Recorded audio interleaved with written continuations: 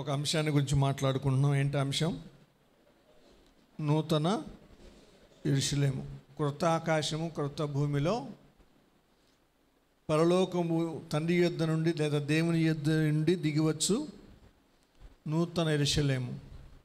పెళ్లి కుమార్తెగా సిద్ధపడి దిగివచ్చు నూతన యెరూషలేము, పరిశుద్ధ పట్టణమైన నూతన యెరూషలేము అనేటువంటి విషయాన్ని గురించి మనం మాట్లాడుకుంటున్నాం. సో ఈ నూతన యెరూషలేమును వింటూ ఉంటేనే అంత అద్భుతంగా ఉండే, వెళ్ళి చూస్తే ఎంత అద్భుతంగా ఉంటుందో. ఇంకా ఆ చూడాలి అనేటువంటి కోరిక, తపన ఉండాలి.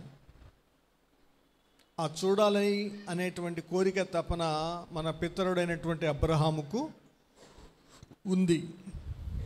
ఎప్పుడో 3500 సంవత్సరాల క్రితం దాదాపు ఆయన అటువంటి ఆశ కలిగి ఉన్నాడు, అటువంటి కోరిక కలిగి ఉన్నాడు. ఈ రోజుల్లో ఏమవుతుందంటే మనుషులు ఎక్కువగా భూ సంబంధమైనటువంటి వాటి మీదే మనసు పెడుతున్నారు. రోమాపత్రిక 8:5 ఉంది కదా, శరీరానుసారులు శరీర విషయముల మీద మనసు పెట్టెదరు, ఆత్మానుసారులు ఆత్మ విషయముల మీద మనసు పెట్టెదరు. శరీరానుసారమైన మనస్సు మరణం, ఆత్మానుసారమైన మనస్సు జీవమును సమాధానమునై ఉన్నది, జీవమును సమాధానమునై ఉన్నది. కాబట్టి ఎంత వాక్యం చెప్తున్నా సరే కింద చూపే కానీ పై చూపు కనపడకపోతే ఎట్లా? దృశ్యమైన వాటి మీదే కానీ అదృశ్యమైన వాటి మీదకి లేకపోతే ఎలా? తాత్కాలికమైన వాటి మీదే కానీ పరసంబంధమైన వాటి మీదకి పోకపోతే ఎలా? అందుకే వాక్యము, బైబిలు, సంఘము, సహవాసము దేవుడు ఇచ్చింది. ఎందుకంటే మన దృక్పథాన్ని, మన దృష్టిని తాత్కాలికమైన వాటి మీద నుండి మరల్చి పరలోకం మీదకు తీసుకువెళ్ళాలని.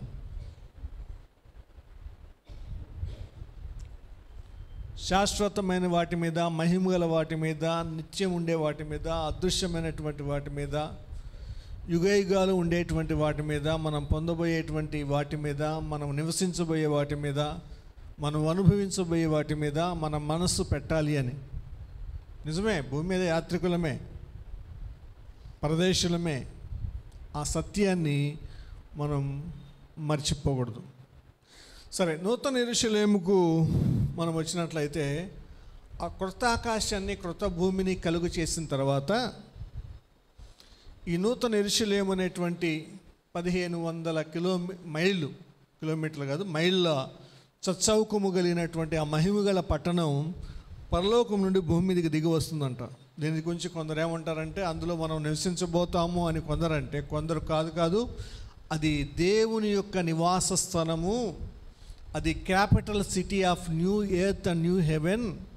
అందులో దేవుడు ఉంటాడు, అందులో దేవుడు నివసిస్తాడు, దానిలోకి మనం వెళుతూ వస్తూ ఉంటాం. కానీ అయితే అది దేవుని యొక్క ముఖ్య సియోను పట్టణము అని చెప్పేటువంటి సందర్భాలు ఉన్నాయి. ఏది ఏమైనా ఆ పట్టణం మహిమ గలది, దాని వర్ణన అద్భుతం. అందులో ఆ పట్టణముకు ఎన్ని గుమ్మాలు ఉన్నాయంట? ఒక్కోవైపు ఎన్ని గుమ్మాలు? 3 గుమ్మాలు. ఒక్కోవైపు తూర్పున 3, పడమట 3, ఉత్తరమున 3, దక్షిణమున 3. ఒక్కో గుమ్మం దేంతో తయారు చేయబడింది? హలో, గుమ్మము వేరు, పునాదులు వేరు. నేను గుమ్మాన్ని గురించి మాట్లాడుతున్నాను, మీరు చదవలేదని అర్థమవుతుంది. ముత్యముతో, ఎస్, ముత్యములతో తయారు చేయబడింది. ముత్యముతో, ఒక్కో గుమ్మం ఒక్కో ముత్యముతో తయారు చేయబడింది. దానికి ఎన్ని పునాదులు ఉన్నాయి? 12 పునాదులు ఉన్నాయి. ఒక్కో పునాది ఒక్కో రత్నముతో అలంకరించబడింది, ఒక్కో రత్నముతో. ఆ రత్నాల పేర్లు మనం చెప్పుకున్నాం, వాటి యొక్క కలర్స్ మనం చెప్పుకున్నాం, వాటి యొక్క అర్థాలు 6 వరకు మనం చెప్పుకున్నాం. లాస్ట్ వీక్ 6 వరకు వెళ్ళాం, మిగతా 6 వరకు ఈరోజు చెప్పుకోబోతున్నాం. ఆ మొదటి 6 ఏంటి? మొదటి రాయి పేరేంటి? రత్నం పేరు సూర్యకాంతము. ఎలాంటి రంగు ఉంటుందంట? హలో, ఏం కలర్ ఉంటుంది?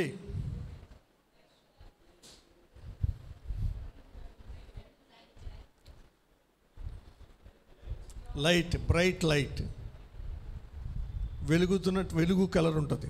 సరే, రెండవది ఏంటి? నీలం, సఫైర్. నీలం ఏ కలర్? ఆకాశపు వర్ణన. సో ప్రభు యొక్క వర్ణన కూడా అలాంటిదే అని చెప్పుకున్నాం. మూడవది ఏంటి? యమునారాయి. యమునారాయి ఏం కలరు? వెన్నెల కలర్, వెన్నెల కలర్. నాలుగవది ఏంటి? పచ్చ. ఏం కలరు? పచ్చనే. ఐదవది ఏంటి? వైడూర్యం. ఐదవది వైడూర్యం. ఏం కలరు? ఎరుపు ఆకుపచ్చ కలిపిన రంగు. ఎరుపు ఆకుపచ్చ కలిపిన రంగు. ఎప్పుడన్నా బంగారు పని చేసే వాళ్ళ దగ్గరికి వెళ్ళి ఈ రంగులు అడగండి, వాళ్ళకు కూడా 12 తెలియవు, కొన్ని తెలుస్తాయి. కొన్ని చెప్పగలుగుతారు కానీ 12 చెప్పలేరు అనుకుంటున్నాను. యమునారాయి గురించి అడగండి, బహుశా మొదటిది జాస్పర్ చెప్తారు, వైడూర్యం చెప్తారు, పచ్చ చెప్తారు, కొన్ని చెప్తారు, కెంపు కూడా చెప్తారు, కొన్ని చెప్పలేరు. రైట్, ఇప్పుడు మనం 5 అయిపోయింది కదా, వైడూర్యం అయిపోయింది. ఆరవది ఏంటి? కెంపు. ఏం కలర్ ఇది? ఎరుపు.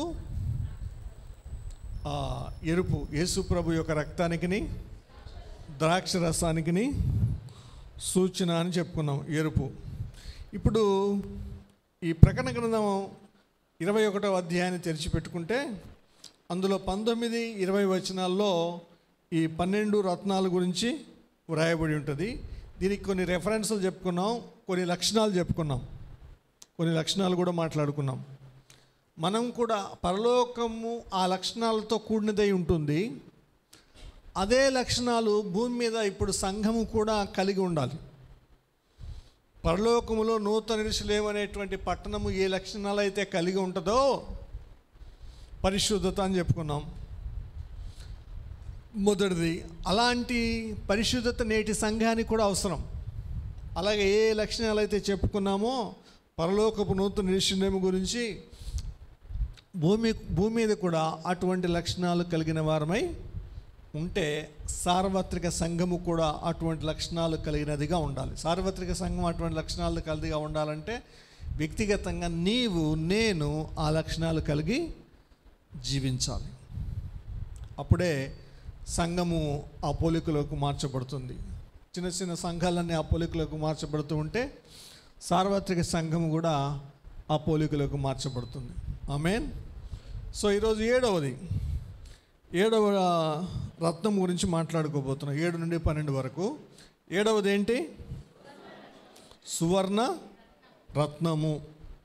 ఈ సువర్ణ రత్నము అనేటువంటిది ఏ రంగులో ఉంటుందంట? సువర్ణమే కాబట్టి బంగారమే, బంగారం కలరే, సువర్ణమే, గోల్డే.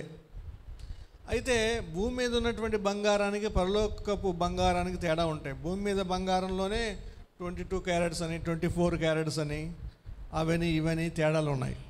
కొంతమంది 86% ఏదో ఇస్తారు కదా గోల్డ్, మిగతాదంతా వేరేది కలుపుతారు. ఇంకా కొంతమంది ఇంకా తక్కువ పర్సంటేజ్ గోల్డ్తో చేసి ఆర్నమెంట్ గోల్డ్ అని తక్కువ పర్సంటేజ్ కలిపి ఎక్కువ రాగి కలిపి మనకి అంటగడుతూ ఉంటారు కొన్ని సామాన్లు తెలియని వాళ్ళైతే.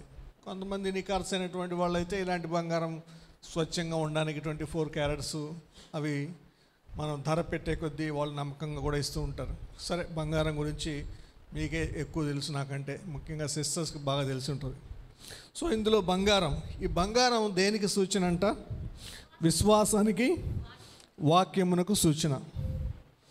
విశ్వాసానికి, వాక్యమునకు సూచన అని జ్ఞాపకం చేసుకోవాలి.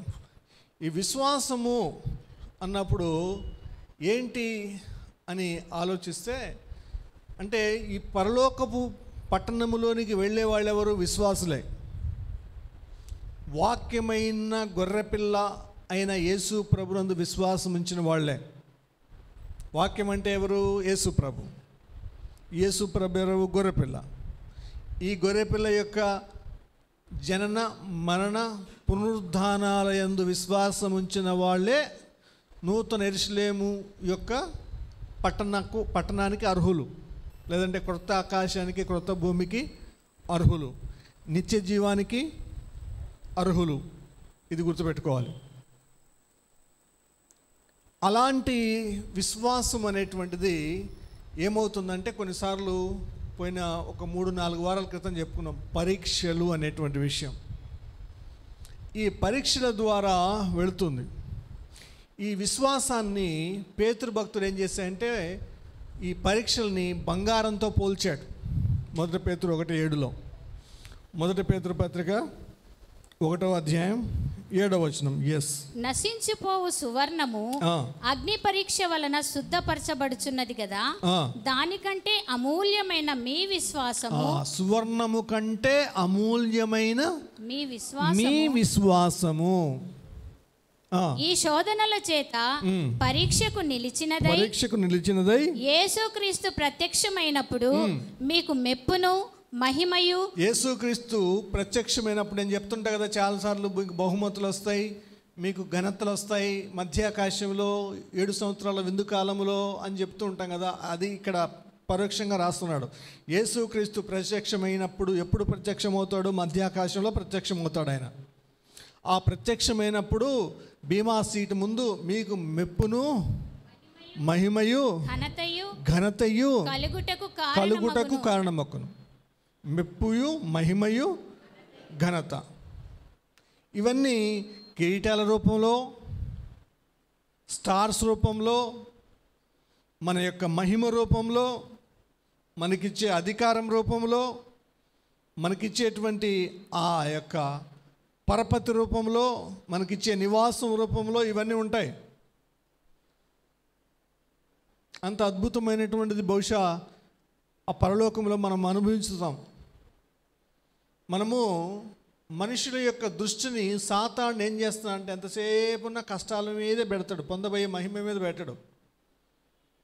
దేవుడు రోమా సంఘానికి పౌలు భక్తుడు రాస్తూ ఏమన్నాడు? 8:18 రోమిలకు రాసిన పత్రిక 8వ అధ్యాయం 18వ వచనంలో, మనము పొందబోయేటువంటి మహిమ ఎదుట ఇప్పటి కాలపు శ్రమలు చదవండి వచనం బాగా.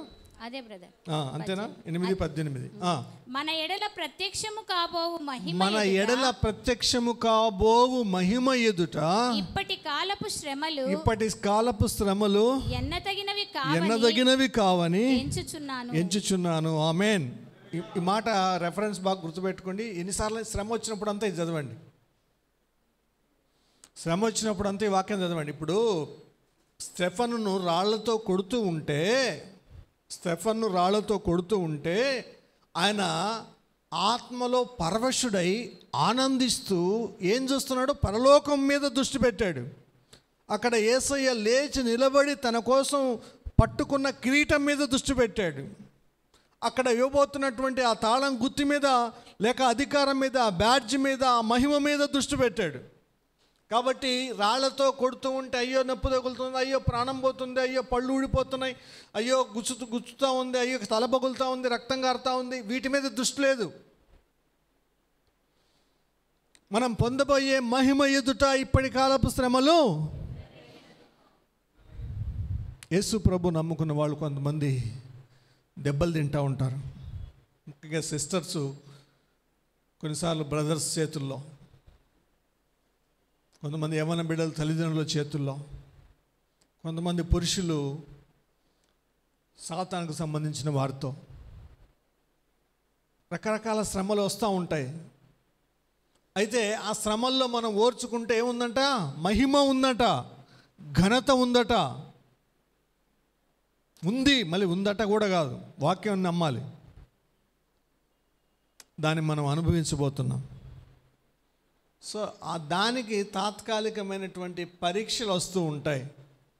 ఆ పరీక్షలు మనల్ని ఏం చేస్తున్నాయి? శుద్ధ సువర్ణముగా మారుస్తున్నాయి. అగ్నిలో సువర్ణం వేసినప్పుడు ఈ ఏమంటారు, ఆ మైలంతా పోయి శుద్ధంగా మారుతుంది కదా. అలా శ్రమల్లో మనల్ని వేస్తే మనలో ఉన్నటువంటి ఆ దోషం పోయి, ఆ మలినం పోయి, మనం కూడా శుద్ధ సువర్ణం వలె మారిపోతాం. అప్పుడు మన విశ్వాసం ఈ పరీక్షలో నిలిచినప్పుడు, ఆ బంగారు కనుక నిలిచితే ఎలా సువర్ణమే మెరుస్తుందో, మన విశ్వాసంలో కూడా మనం నిలిచితే, పడిపోకుండా ఉంటే, బయటకు తీసుకొస్తే అలా దగ మెరుస్తూ ఉంటామంట.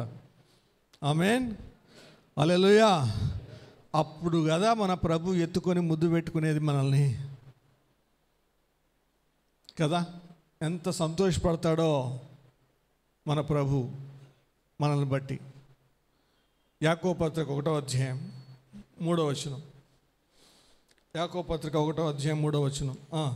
పరీక్ష ఓర్పు నా సహోదరులారా, మీ విశ్వాసమునకు కలుగు పరీక్ష. విశ్వాసమునకు ఏం కలుగుతుంది? పరీక్ష. అప్పుడప్పుడు పరీక్షలు కలుగుతాయి. విశ్వాసమును కలుగు పరీక్ష ఓర్పును పుట్టించునని ఎరిగి మీరు నానా విధములైన శోధనలలో పడినప్పుడు అది మహానందమని ఎంచుకొనుడి. అది శోధనలు అంటే సాతాను శోధనలు కాదు, దేవుని చేత విశ్వాసానికి వచ్చిన పరీక్షలు వచ్చినప్పుడు అది మహానందమని ఎంచుకొనుడి. మన విశ్వాసానికి పరీక్ష లేకపోతే కొంతమంది పిల్లలకు చాలా సంతోషం, అమ్మ పరీక్ష లేదని. యువర్ ఎగ్జామ్ ఈజ్ క్యాన్సిల్డ్ అన్నారు అనుకో, పోస్ట్ పోన్డ్ అంటే అంటారు, మళ్ళీ క్యాన్సిల్డ్ అంటే భలే ఉంటుంది. పరీక్షలు లేని చదువులే లేవు, పరీక్షలు లేకుండా ఉద్యోగాలే లేవు, పరీక్షలు లేకుండా ప్రమోషన్సే లేవు. అటువంటిది పరీక్షలు లేకుండా పరలోకం కావాలని కోరుకుంటారే కదా. మరి ఇదెంత విడ్డూరం. మనము పొందబోయేటువంటి ఆ మహిమ, ఆ స్వాస్థ్యం సామాన్యమైనది కాదు. అది వెలకట్టలేంది, డబ్బులతో కొనేది కాదు. ఈ లోకంలోని ఆస్తి అంతా ఇచ్చి పరలోకం కొనుక్కుందామంటే కూడా కుదరదు. ఈ లోకంలో ధనవంతులందరూ కలిసి ఆ బంగారం అంతా తెచ్చి ఇచ్చినా యేసు ప్రభు వాళ్ళకి పరలోకానికి ప్రవేశం ఇవ్వలేడు. ఎవరికి పరలోకం ప్రవేశం అంటే నీలాగా, నాలాగా, మనలాగా యేసు ప్రభు నేను పాపిని, నన్ను క్షమించు, నన్ను రాజ్యంలో జ్ఞాపకం చేసుకో అని దొంగ ఎలా అన్నాడో అలా అనేవాళ్ళకి పరలోకంలో ప్రవేశం వరకు ఉచితం. కృప ద్వారా రక్షించబడుతున్నాం. అయితే అక్కడికి వెళ్ళిన తర్వాత పొందబోయేటువంటి మహిమ భూమి మీద యేసుక్రీస్తు కొరకు మనం జీవించిన జీవితం మీద ఆధారపడి ఉంటుంది. అది ఆ తేడాన్ని మాత్రం గమనించరాదు. ప్రవేశం వరకు వెళ్తాం, పొందబోయేటువంటి ఘనత, మహిమ మాత్రం, స్వాస్థ్యం మాత్రం యేసుక్రీస్తు కొరకు మనం చేసిన పనుల మీద ఆధారపడి ఉంటుంది. రైట్, దాని కొరకు మళ్ళీ మాట్లాడుకుందాం. సో ఇంకేంటి, యాకోబు ఎక్కడున్నామమ్మా? యాకోబు 1:12.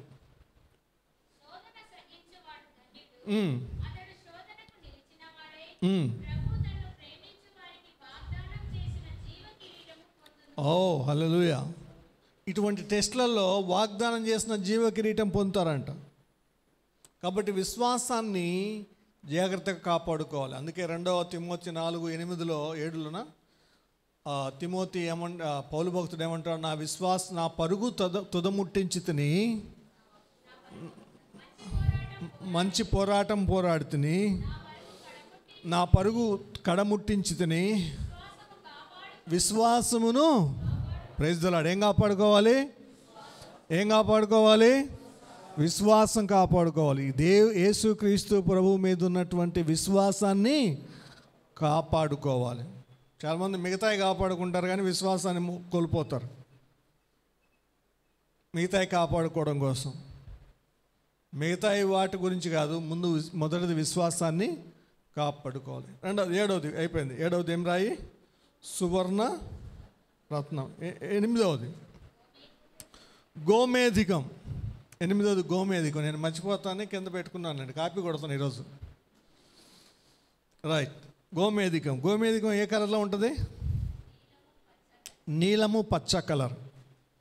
ఈ 2 రంగులు కలిసిన దగ్గర నేను మొదటి దానికి 8వ దానికి కొన్ని కన్ఫ్యూజ్ అవుతున్నాను. అందుకని చెప్పాను కదా ఈరోజు సంథింగ్. నీలము, పచ్చ. ఈ నీలము, పచ్చ అనేటువంటిది దేనికి సూచన అంటే జ్ఞానమునకు సూచన. ఈ జ్ఞానమును గురించి మనం ఆలోచిస్తే, అంటే ఏ జ్ఞానం ఇది? ఏముందమ్మా రెఫరెన్స్? ద్వితీయోపదేశకాండం 4వ అధ్యాయం 6వ వచనం చదవండి ఒకసారి. ఈ కట్టడలనన్నింటినీ మీరు గైకొని అనుసరింపవలెను, వాటిని గూర్చి జాగ్రత్తగా మళ్ళీ మొదటి నుంచి. ఈ కట్టడలను మీరు గైకొని అనుసరింపవలెను మీరు గైకొని అనుసరింపవలెను. అనుసరింపవాలి. కట్టడలను గైకొని అనుసరింపవాలి. కట్టడలు ఉన్నాయి, వాటిని ఫాలో కావాలి. వాటిని గూర్చి విను జనముల దృష్టికి అదే మీకు జ్ఞానము. విను జనముల దృష్టికి అదే మీకు జ్ఞానము. జ్ఞానం ఇంకా అదే మీకు వివేకము. అది వారు చూచి నిశ్చయముగా ఈ గొప్ప జనము జ్ఞాన వివేచములు గల జనమని చెప్పుకొందురు. Praise the lord. ఇది చెప్పుకోవాలి. ఇతరులు, అన్యులు మన గురించి, వీరు జ్ఞానము కలిగిన వారు, వీరు వివేచన కలిగిన వారు అని. కానీ లోకం దృష్టిలో మనం కొత్త నిబంధనలో వెర్రోళ్ళం అంట. కానీ మనము చేసేటువంటి పనులు, మనము నడిచే నడత, మన జీవన విధానం, మన జీవనపు శైలి, మన వైఖరి, మనం తీసుకునే నిర్ణయాలు, మన ఆలోచన, మన సృజనాత్మకత, ఇంకా చాలా పదాలు ఉంటాయి తెలుగులో. ఇవన్నీ చూసినప్పుడు ప్రజలు అలా అనాలి. ఎప్పుడు అంటారు అంటే, మనం దేవుని యొక్క ఆజ్ఞలను, కట్టడలను పాటించినప్పుడు, గైకొని వాటిని అనుసరించి నడుచుకున్నప్పుడు. అటువంటి జ్ఞానం కావాలి. ఏంటయ్యా జ్ఞానం? ఇప్పుడు ఇంటర్నేషనల్ స్పేస్ సెంటర్, అంతరిక్ష ఏమన్నారు దాన్ని?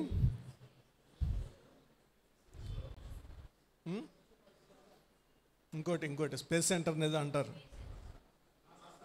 నాసా వాళ్ళది, అది ఒక ప్రయోగశాల పేరు. ఇప్పుడు ఎక్కువగా యూట్యూబ్లో కనపడుతుంది కదా, సునీత విలియమ్స్ అక్కడికి వెళ్ళి ఏమయ్యారు?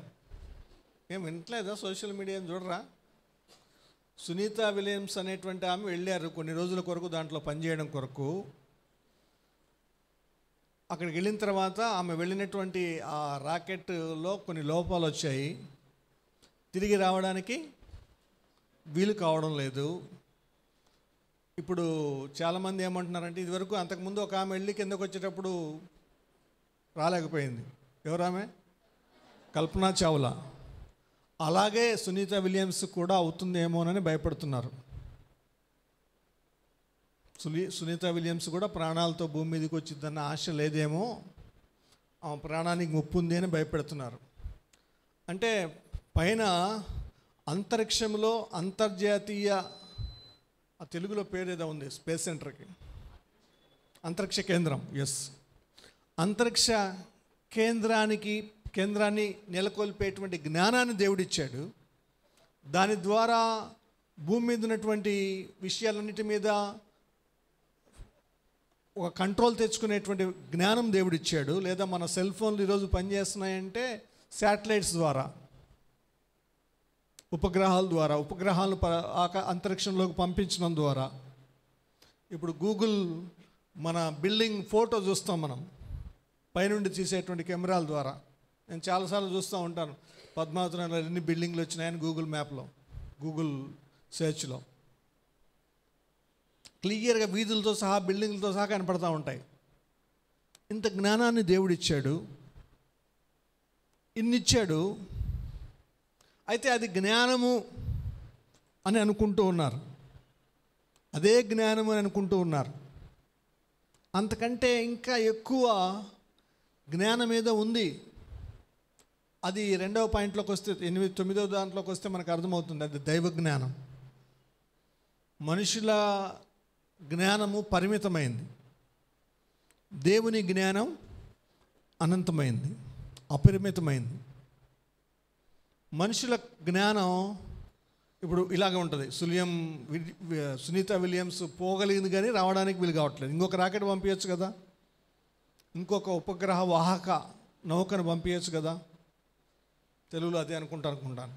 ఉపగ్రహ వాహక నౌక, దాన్ని పంపించవచ్చు కదా. అంటే బహుశా వాళ్ళకి వీలు కావట్లేదు, చాలా కష్టంగా ఉంది. మిసైల్ పంపించగలుగుతున్నారా? ఇక్కడ నుంచి నాసా భూమి మీద అమెరికాలోనే అంతరిక్ష పరిశోధనశాల నాసా నుండి స్పేస్ సెంటర్కి వెళ్తుంది, మిసైల్ వెళ్తున్నాయి. అక్కడ నుంచి మిసైల్ ఇక్కడికి వస్తున్నాయి, రిసీవ్ చేసుకుంటున్నారు. కానీ ఆమె స్ట్రక్ అయితే అయిపోయింది, ఆగిపోయింది. లేకుంటే ఈ పాటికి భూమి మీదకి రావాల్సిందారు. అలాంటి జ్ఞానము, పరిమితమైనటువంటి జ్ఞానముతో ఉంటున్నారు మనుషులు. అయితే ఏంటి నిజమైనటువంటి జ్ఞానం అంటే, దేవుని యందలి భయభక్తులు కలిగి ఉండుటే నిజమైన జ్ఞానమునకు మూలం. ఈ మధ్య ఒక రెఫరెన్స్ చెప్పారు, ఎక్కడ మీరు సామెతలు 9:7 చదవండమ్మా. యెహోవా యందు భయభక్తులు కలిగి ఉండుటయే, యెహోవా యందు భయభక్తులు కలిగి ఉండుటయే జ్ఞానమునకు మూలము. జ్ఞానమునకు మూలం. ఏంటి మూలం? దేవుడు తెలియకుండా మిగతా ప్రపంచమంతా సంపాదించుకుంటే ఏమవుతాడంటే అలెగ్జాండర్ లాగా అయిపోతాడు. మలేరియా దోమ గుట్టి చచ్చిపోయాడు. ప్రపంచమంతా నాదే అన్నాడు. 33 ఏళ్లకే మలేరియా దోమ కాటుకు చచ్చిపోయాడు. ఏమవుతారు? బైబిల్లో ఉన్నాడు ఒకడు, అంతా సంపాదించుకున్న నా ప్రాణమా తినుము త్రాగుము సుఖించమన్నాడు. దేవుడు ఏమన్నాడు? వెర్రివాడా, ఈ రాత్రి నేను నీ ప్రాణం అడుగుచున్నాను అన్నాడు. ఏమైపోతాడు? వెర్రివాడా అన్నాడు. వాడు దృష్టిలో వాడు జ్ఞాని. ఇర్మియా 9:23 కదా, జ్ఞానమును బట్టి అతిశయించకూడదు. 9:23 అమ్మ చదవండి ఒకసారి.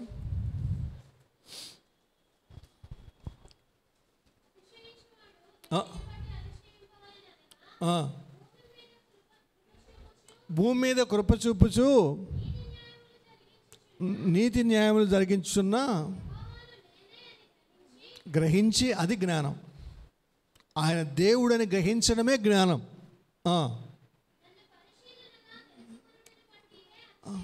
అది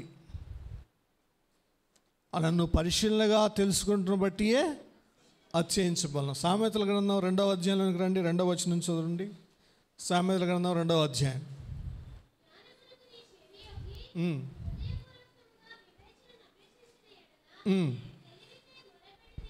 అది జ్ఞానము, వివేచన, తెలివి, ఇవి అవసరం. ఈ రోజుల్లో చాలామంది జ్ఞానము, తెలివి, వివేచన లేకపోతే మోసపోతారు. ఇప్పుడు వచ్చేటువంటి ఈ అధునాతన యుగంలో ముఖ్యంగా సెల్ ఫోన్ మన చేతిలో ఉంటే రోజుకు ఎన్ని రాంగ్ మెసేజ్లు వస్తూ ఉంటాయి. ఫాల్స్ మెసేజ్లు, ఫేక్ మెసేజ్లు కదా. ఈ లింక్ ప్రెస్, మీకు క్రెడిట్ కార్డు వచ్చింది అంటారు, మీకు లోన్ శాంక్షన్ అయింది, మీరు తీసుకోవడానికి డబ్బులు రెడీగా ఉన్నాయంటారు. మీకు లాటరీ టికెట్ తగిలింది అని మెసేజ్ వస్తుంది. దాని కింద ఒక లింక్ ఉంటుంది. ఆ లింక్ ప్రెస్ చేస్తే మన బ్యాంకులో ఉన్నటువంటి డబ్బులు కాస్త పోతాయి. ఏ మెసేజ్ విన్నా, చాలాసార్లు మీకు ఎస్బీఐ క్రెడిట్ కార్డు వచ్చింది, హెచ్డిఎఫ్సి క్రెడిట్ కార్డు వచ్చింది, మనకు ఆ బ్యాంకులో అకౌంట్ కూడా ఉండదు, కానీ మెసేజ్ వస్తుంది. నిజంగా కొంతమంది క్రెడిట్ కార్డుల మీద మోజున్న వాళ్ళు ఇదేమో తెలియక లింక్ ప్రెస్ చేసి వాళ్ళు అడిగినటువంటి పాన్ నెంబరో, ఆధార్ కార్డు నెంబరో ఏదో ఒకటి ఇచ్చాము అంటే పోతాం. ఎందుకు? మనం తంబు వేస్తే ఎక్కడన్నా మనకు తెలియకుండా మన బొటన వేలు మిషన్ మీద పెడితే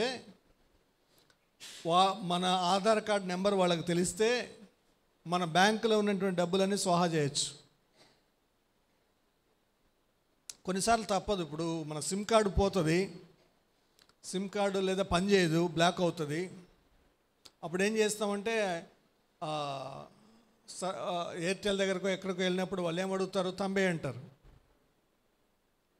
ఏం భయపడాలి బాబు, జాగ్రత్త అని చెప్పి ఆధార్ కార్డు అడుగుతారు, తంబు అడుగుతారు. జాగ్రత్తగా ఉండాలి. రిజిస్ట్రేషన్ ఆఫీస్లోకి వెళ్తే రిజిస్ట్రేషన్ చేసేటప్పుడు తంబు అడుగుతారు. అట్లాంటి గవర్నమెంట్ ఆఫీసులలో పర్వాలేదు, మనం ఎక్కడ వేసామో మళ్ళీ ఏమన్నా అవుతే వెళ్ళి అడగొచ్చు. కొన్ని చోట్ల బయట ఎక్కడంటే అక్కడ తంబులు వేస్తే మాత్రం ఇబ్బంది పడతాం. ఆ స్థితికి వచ్చింది. జ్ఞానం లేకపోతే, వివేచన లేకపోతే మోసం చేసేటువంటి వాళ్ళు ఎక్కువైపోయారు ఈ రోజుల్లో. ఈవెన్ భక్తి పరులను కూడా మోసం చేస్తున్నారు అబద్ధ బోధకులు వచ్చి. విశ్వాసులు మోసం చేస్తున్నారు ప్రవక్తల పేర్ల మీద వచ్చి, దొంగ ప్రవక్తల పేర్ల మీద వచ్చి. మన ఆత్మీయ వివేచన సరిగా లేకపోతే, ఆ మధ్య ఒకటి నాకు ఫోన్ చేశాడు, ప్రైజ్ లార్డ్ బ్రదర్ బాగున్నారా అంటే ఏమంటాం మనం? ప్రైజ్ లార్డ్ అన్నాడు, బాగున్నారా అన్నాడు. నేనేమనాలి? ప్రైజ్ లార్డ్ అనాల్సిందే, బాగున్నాం అనాల్సిందే. బ్రదర్ థ్యాంక్ యూ బ్రదర్, మీరు ప్రార్థన చేసినందుకు మా అమ్మాయి బాగా అయింది అన్నారు. ఇప్పుడు నేనేమనాలి? నేను ఎప్పుడు ప్రార్థన, ఎవరండి మీరు అన్నాను. అంటే అదే బ్రదర్, మీరు మా ఇంటికి వచ్చి ఒక 3 సంవత్సరాల క్రితం మా అమ్మాయికి బాగాలేకపోతే ప్రార్థన చేస్తున్నారు, స్వస్థత అయింది కదా బ్రదర్, మీరు మా ఇంటికి కూడా వచ్చారు బ్రదర్. నేను చాలామంది ఇళ్ళకి వెళ్తుంటాం, ప్రార్థన చేస్తుంటాం, ఏమో వెళ్ళొచ్చానేమో. అవునా, అయితే ఇప్పుడు ఏంటి? ఏం లేదు బ్రదర్, బాగున్నామని చెప్పడానికి, సంతోషంగా ఉన్నామని చెప్పడానికి. బ్రదర్ ఏం లేదు బ్రదర్, నేను బెంగళూరులో ఉద్యోగం చేస్తున్నాను, ఇప్పుడు హైదరాబాద్ వచ్చాను, పర్సిపోయింది బ్రదర్, ఒక 2000 ఉంటే ఫోన్పే చేస్తారా? ఇది విషయం. లాస్ట్కి 2000 అన్న తర్వాత రీల్ వెనక్కి తిరిగింది మళ్ళీ. నేను నిజంగా వెళ్ళానా, ప్రార్థన చేశానా, చేస్తుంటే వీళ్ళ పేరేంది, వాళ్ళ పేరు, ఆయన చెప్పే పేరు నాకు గుర్తు రావట్లేదు, వాళ్ళ ఆ అమ్మాయి పేరు చెప్పట్లేదు, వాళ్ళ అమ్మ పేరు చెప్పట్లేదు, ఈయన పేరు మాత్రమే చెప్తున్నాడు. వెనక్కి వెళ్ళి, సారీ బ్రదర్, నేను ఇవ్వడానికి వీలు కాదు, నేను ఇవ్వను, నువ్వెవరు నాకు తెలియదు, ఫోన్ పెట్టేయడం. ఒకవేళ ఆలోచన చేయలేదు అనుకోండి, మొహమాటానికి వెళ్ళామనుకోండి, కత్తిరింపే.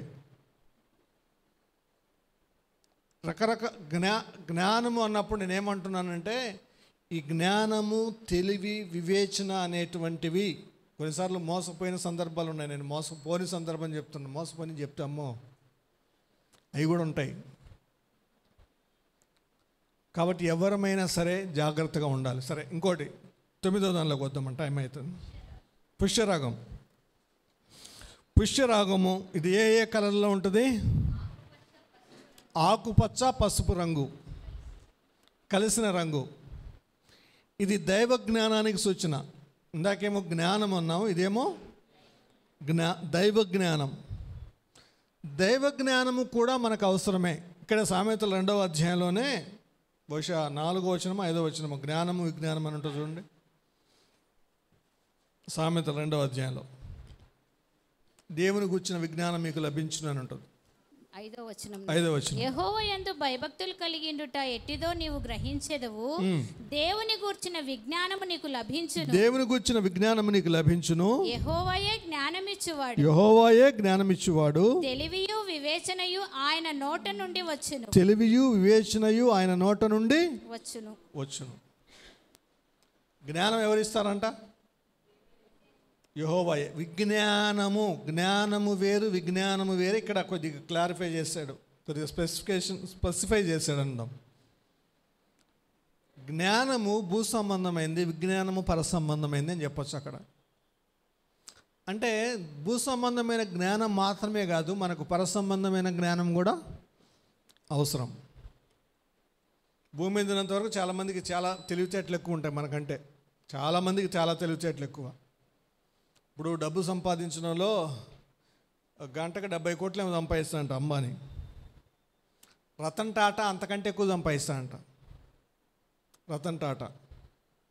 కానీ ఇద్దరి ఆస్తులు చూస్తే మాత్రం రతన్ టాటా ఆస్తులేమో తక్కువ ఉంటాయి, అంబానీ ఆస్తులేమో ఎక్కువ ఉంటాయి. కారణం ఏంటంటే రతన్ టాటా విపరీతంగా దాన ధర్మాలు చేస్తాడంట, కాబట్టి ఆయన ఆస్తులు తక్కువ ఉంటాయి. అంబానీ కార్పొరేట్ దాన ధర్మాలు కొన్ని 2% ఎంతో ఇవ్వాలి గవర్నమెంట్ రూల్ ప్రకారం, అంతకు తప్ప వేరేవి చేయడు. కాబట్టి గవర్నమెంట్ రూల్ ప్రకారం ఎంతైతే చారిటీ ఇవ్వాలో, చారిటీ ట్రస్టుల ద్వారా కార్యక్రమాలు చేయాలో అంతవరకే చేసి మిగతా సైలెంట్గా ఉంటాడు. అందువల్ల ఆయన లక్షల కోట్లలో వెళ్ళిపోయిన ఆస్తులు. దాన్ని సంపాదించడం కోసం ఎంత జ్ఞానమో. ఇప్పుడు అంబానీ కొడుకు సంపాదిస్తున్నాడు, ఒకవైపు అంబానీ సంపాదిస్తున్నాడు, ఒకవైపు అంబానీ భార్య సంపాదిస్తూ ఉంది, రకరకాల. ముఖేష్ అంబానీ, అనిల్ అంబానీ గురించి మాట్లాడట్లేదు. అనిల్ అంబానీ వాళ్ళ సహోదరుడు కొంత నష్టపడ్డాడు, రైట్. సో ఆ జ్ఞానం వేరు. అధికారము సంపాదించడం కొరకు నరేంద్ర మోడీ లాంటి వాళ్ళు ఎత్తులు వేస్తారు, ఆ జ్ఞానం వేరు. అది భూ సంబంధం మీద భూ విషయాల మీద పరిమితమైంది. కానీ పరలోకాన్ని గురించిన జ్ఞానం ఏమైనా తెలుసా? పరలోకం ఒకటి ఉంది, నిత్యత్వం ఒకటి ఉంది, అక్కడ దేవుడు ఉన్నాడు, అక్కడ నివాసం ఉంది, అక్కడ మహిమ ఉంది, అక్కడ జీవించబోతుంటాం. భూమి మీద తోటే జీవితం అంతమైపోవట్లేదు, పరలోకంలో జీవితం మొదలవుతుంది అనేటువంటి జ్ఞానం ఏమైనా ఉందా? పరలోకపు దేవుని గురించిన జ్ఞానం ఏమైనా ఉందా అంటే లేదు. మరి ఇది విషయం. కాబట్టి అటువంటి జ్ఞానము మనం కలిగి ఉండాలి. పైనుండి వచ్చు జ్ఞానం. యాకోబు 3:17 ఉంది, చదవండి ఒకసారి. యాకోబు పత్రిక 3:17 అయితే పైనుండి వచ్చు జ్ఞానము మొట్టమొదట పవిత్రమైనది. 7 విషయాలు ఏమో ఉంటుంది. తర్వాత సమాధానకరమైనది, మృదువైనది, సులభముగా లోబడినది, కనికరంతోనూ మంచి ఫలములతోనూ నిండుకొనినది, పక్షపాతమైనను వేషధారణ అయినను లేనిదియునై ఉన్నది. నీతి ఫలము సమాధానము చేయవారికి సమాధానమందు విత్తబడును.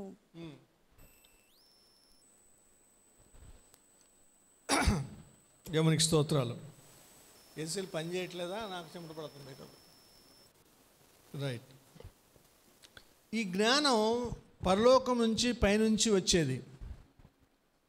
భూ సంబంధమైన జ్ఞానం యొక్క విషయాలు వేరు, పర సంబంధమైనటువంటి జ్ఞానం విషయాలు వేరు. కాబట్టి పవిత్రమైనది, మళ్ళీ చదవండమ్మా, నాకు పోయింది, మిస్ అయింది. పవిత్రమైనది, తర్వాత సమాధానకరమైనది, మృదువైంది, సులభముగా లోబడినది, కనికరముతోను మంచి ఫలములతోను నిండుకొనినది. అది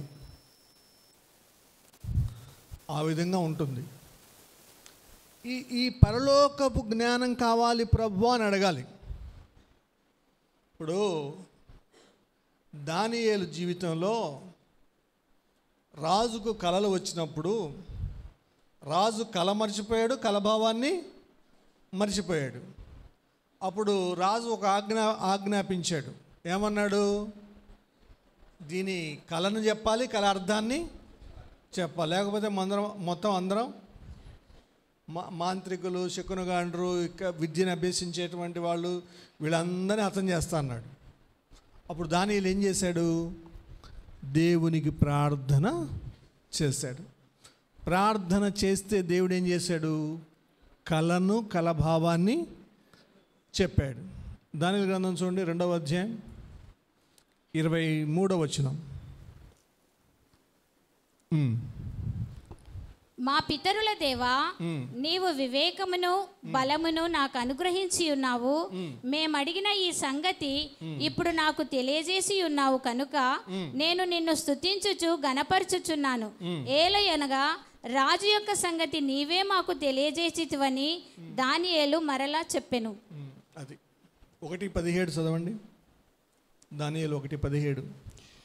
ఈ నలుగురు బాలుర సంగతి ఏమనగా, దేవుడు వారికి జ్ఞానమును, దేవుడు ఏం చేశాడు? వారికి జ్ఞానమును, సకల శాస్త్ర ప్రవీణతయు, వివేచనయు అనుగ్రహించెను. అది ఇందాక మొదటి దానికి 8వ దానికి వస్తుంది, 9వ దానికి వస్తుంది. భూ సంబంధమైన జ్ఞానం ఇచ్చాడు, పర సంబంధమైన వివేచన ఇచ్చాడు, 2 ఇచ్చాడు. మరియు దానియేలు సకల విధములకు దర్శనములను స్వప్న భావములను గ్రహించు తెలివిగలవాడు, తెలివి ఇచ్చాడు. ఇది అవసరము అంటున్నాను. నేటి సంఘానికి ఇది అవసరము, నేటి విశ్వాసకి ఇది అవసరము. జ్ఞానము, తెలివి, వివేచన, పరలోకం నుండి వచ్చు జ్ఞానము, దేవుని గురించిన జ్ఞానము అవసరము. మొదటి రాజులు 4:29. మొదటి రాజులు 4:29 అనుకుంటాను.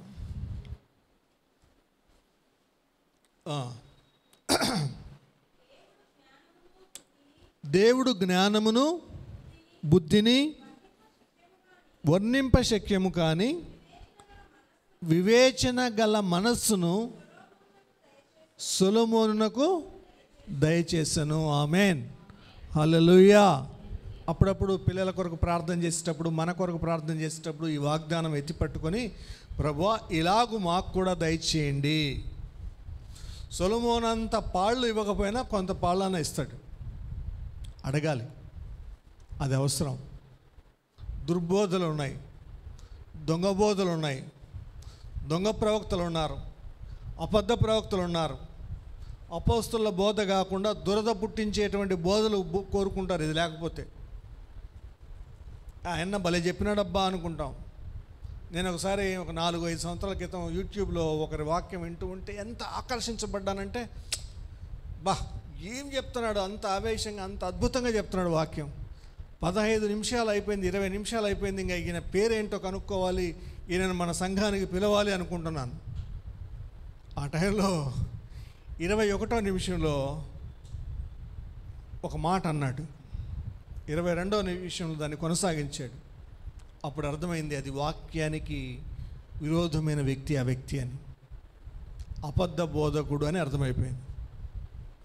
బోధ చాలా వర్ణించరాని రీతిలో ఉంది, కానీ చెప్పేటువంటి ఆ ఒక్క మాటలో మొత్తం కొట్టుకొని పోయింది. డబుల్ విషయం కాదు నేను చెప్పేది, రాంగ్ డాక్టర్ అని చెప్తున్నాడు. ఇప్పుడు కూడా ఆ వ్యక్తి టీవీలో కొట్లాడుతూ ఉంటాడు అక్కడక్కడ. అట్లా మనకు గనక అర్థం చేసుకోలేకపోతే మోసపోతాం. రైట్. 10వది సువర్ణల సునీయం. సువర్ణల సునీయం, తెలుపు రంగు మీద బంగారు చుక్కలు. అర్థం కలర్ పేరు తెలుపు రంగు మీద బంగారపు చుక్కలు. దీని గురించి నేను ఎక్కువ వివరించాను, దీన్ని స్కిప్ చేస్తాను. ఎందుకంటే ఈ రెండు దేనికి సూచన అంటే, సూచన వరకు మీరు గుర్తుపెట్టుకోండి లేదా రాసుకోండి. పరిశుద్ధత, విశ్వాసం. మళ్ళీ ఈ రెండు చెప్పాం కాబట్టి మళ్ళీ వివరించనక్కర్లేదు అంటున్నాను. తెలుపేమో పరిశుద్ధతకు సాదృశ్యము, బంగారమేమో విశ్వాసానికి సాదృశ్యం. కాబట్టి పరిశుద్ధత గురించి సూర్యకాంతంలో మొదటగానే చెప్పాం. విశ్వాసందేమో 7వది సువర్ణ రత్నము దగ్గర చెప్పాం. కాబట్టి ఇప్పుడు సువర్ణ సునీయం అంటే రెండు కలిపి మాట్లాడుకుంటే పరిశుద్ధత, విశ్వాసం. ఈ లక్షణాలు ఆ రాయికి ఉన్నాయి, రత్నానికి ఉన్నాయి. ఆ లక్షణాలు నేటి సంఘానికి ఉండాలి. నేటి సంఘానికి ఉండాలి అంటే నీకు నాకు కూడా ఆ లక్షణాలు ఉండాలి. పరిశుద్ధత ఉండాలి, విశ్వాసం ఉండాలి. తర్వాత 11వది పద్మరాగం. 11వది కూడా పద్మరాగం. రెండు రంగుల కలయిక. ఇదేంటి? ఊదా రంగు, నీలి రంగు కలిసింది, మిశ్రమంగా కొంచెం ఎరుపు రంగు కలదిగా ఉండును. కొంచెం ఎరుపు రంగు అంట. 3వది మళ్ళీ ఊదా రంగు, నీలి రంగు కలిపి మళ్ళీ ఎరుపు రంగు మిశ్రమంగా ఉన్నటువంటి రంగు అట. మీరు ఏం చేయాలంటే ఇవన్నీ తెలుసుకోవాలి. ఈ కలర్స్ అంటే ఇంగ్లీష్ బైబిల్లో ఎదురుగా పెట్టుకొని ఒక్కొక్క పేరు గూగుల్ చేస్తూ ఉంటే ఒక్కొక్క రంగు వచ్చేస్తుంది. జాస్పర్ కలర్ అని కొట్టామనుకో వచ్చేస్తుంది. ఎమరాల్డ్ కలర్ అని కొట్టేస్తాం వస్తుంది. సఫైర్ కలర్ అని కొట్టేస్తే వచ్చేస్తుంది. మనం చూడవచ్చు. రైట్. ఇది యేసు ప్రభు యొక్క లేదా మామూలుగా రాజరికానికి సూచన. రాజరికానికి సూచన ఊదారంగు అనేటువంటిది. కాబట్టి యేసు ప్రభు అందులో నివసించేటువంటి ఈ నూతన యెరూషలేములో నివసించేటువంటి గొర్రెపిల్లైనటువంటి యేసు ప్రభు ఎవరు? రాజులకు రాజు. ప్రకటన గ్రంథం 11వ అధ్యాయం 17వ వచనం. ప్రకటన గ్రంథం 11వ అధ్యాయం 17వ వచనం. ఎస్. వర్తమాన భూత కాలములలో ఉండు దేవుడైన ప్రభువా, సర్వాధికారి, నీవు నీ మహాబలమును స్వీకరించి ఏలుచున్నావు గనుక మేము నీకు కృతజ్ఞతాస్తుతులు చెల్లించుచున్నాము. అంతేనండి. ఏలుచున్నావు కనుక, కాబట్టి నీవు రాజులకు రాజువు, నువ్వు పరిపాలకుడవు. అలాగే అందులో నివసించబోయేటువంటి నీవు నేను కూడా రాజులమే. 1 పేతురు 1:2-9. 1 పేతురు పత్రిక 2వ అధ్యాయం 9వ వచనం ప్రకారం ఇది మర్చిపోకూడదు. మన ధన్యత ఏంటో మనం మర్చిపోకూడదు. చీకట్లో నుండి ఆశ్చర్యకరమైన తన వెలుగులోనికి మిమ్మల్ని పిలిచిన వాని గుణాశయమును ప్రచురము చేయ నిమిత్తము ఏర్పరచబడిన వంశమును, రాజులైన యాజక సమూహమును. ఎవరు వీళ్ళు? మనమే పరిశుద్ధ జనమును, దేవుని సొత్తైన ప్రజలను. ఈ 4 గుణాలు ఇక్కడ ఎవరి గురించి వర్ణించబడుతున్నాయంటే మన గురించే, నీ గురించే, నా గురించే. దేవుని దృష్టిలో నువ్వెవరవు? ఇప్పుడు కొంతమంది దృష్టిలో పనికి మాలినోడు, సోమరిపోతు, ఆ కోరు ఈ కోరు అని మనకు పేర్లు పెట్టింటారేమో భూమి మీద కొంతమంది. కానీ దేవుడు మనకేం పేరు పెట్టాడు? రాజులైన యాజక సమూహం, దేవుని సొత్తైన ఏర్పరచబడిన పరిశుద్ధ జనం. ఇన్ని శ్రేష్టమైనటువంటి పేర్లు పెట్టినటువంటి వాడుగా మనకు కనబడుతూ ఉన్నాడు. బ్రదర్ క్షమించండి బ్రదర్, ఈ ఊదా రంగు నీలి రంగు కలిసిన మిశ్రమం కొంచెం ఎరుపు రంగుగా ఉండేది దేవుని నీతి బ్రదర్.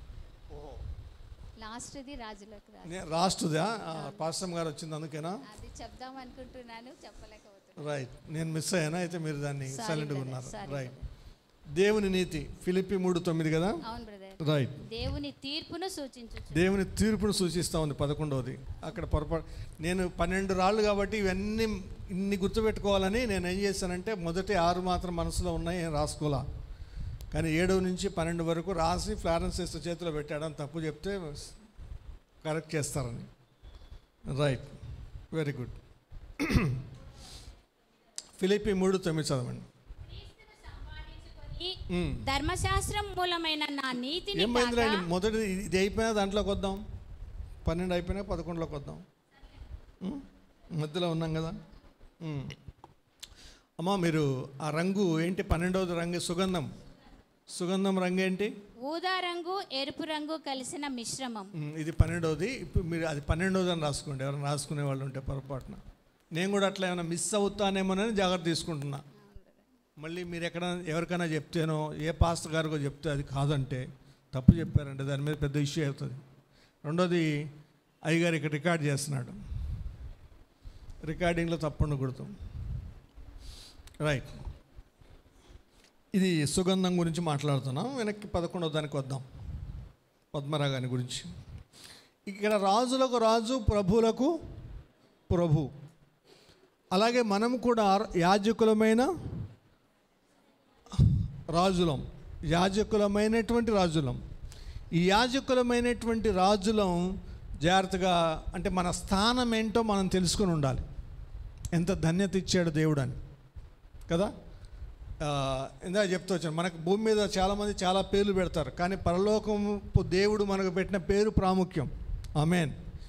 ఎవరన్నా నిన్ను పనికి మాలిన దానా, పనికి మాలినోడా అంటే వెంటనే చెప్పాలి, నేను రాజులైన యాజక, నేను దేవుని సొత్తైన పరిశుద్ధ ఏర్పరచబడిన పోరా బాబు నేను ఇది అని చెప్పాలి. ఇది నా స్థానం. ఎవరి దృష్టిలో? దేవుని దృష్టిలో, పరలోకపు దేవుని దృష్టిలో నా స్థానం ఇది. నీ దృష్టిలో ఇది అయ్యి ఉంటే నువ్వు మార్చుకో, లేకపోతే నీ కర్మనిది. అట్లాంటి నిశ్చయత మనకు ఉండాలి. అలాంటి విశ్వాస నమ్మకాలు మనలో ఉండాలి, మనం అది అని. అప్పుడు మన గురించి మనం అలా ఫీల్ అవ్వాలి, మనం అలా అనుభూతి చెందాలి, అలా ప్రవర్తించాలి. అలా ప్రవర్తించకపోతే ఎలా అవుతుంది? మనము పొజిషన్స్ మారే కొద్దీ భూమి మీదనే మన పొజిషన్స్ మారే కొద్దీ మనం ఆ విధంగా మనలో దర్పము కొన్ని పెరుగుతూ ఉంటాయి, హోదాలు. నేను అట్లని చిన్నవాళ్ళని చూడొద్దు, పట్టించుకోవద్దు, అట్లా గర్వంగా ఉండండి అని చెప్పట్లేదు. వినయ విధేయతలతో ఉంటూనే అదే సమయంలో మన స్థానం ఏంటో మనం ఎరిగి ఉండాలి. అప్పుడు అది ఆశీర్వాదకరం. 11వ దాని దగ్గరికి వద్దాం. పద్మరాగం ఏం కలర్ అమ్మా? ఊదా రంగు నీలి రంగు కలిసిన మిశ్రమముగా కొంచెం ఎరుపు రంగు కలిసినదిగా ఉండును. ఇందాకది సుగంధము ఊదా రంగు ఎరుపు రంగు కలిసిన మిశ్రమము.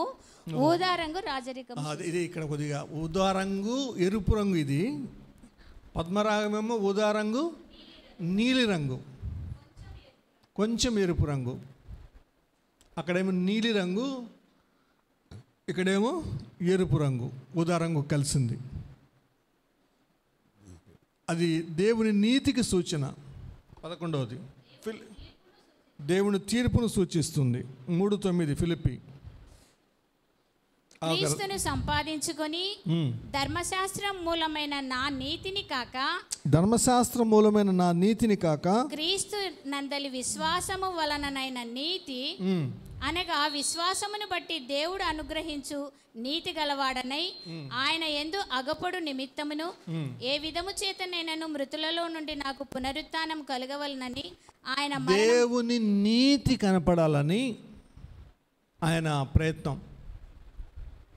యేసు ప్రభు ఏం చేశాడు? ఆయన నీతిని మనకిచ్చి మన పాపమును ఆయన తీసుకున్నాడు. 2 కొరింథీ 5:21 ప్రకారం. కాబట్టి మనం ఏమయ్యాము?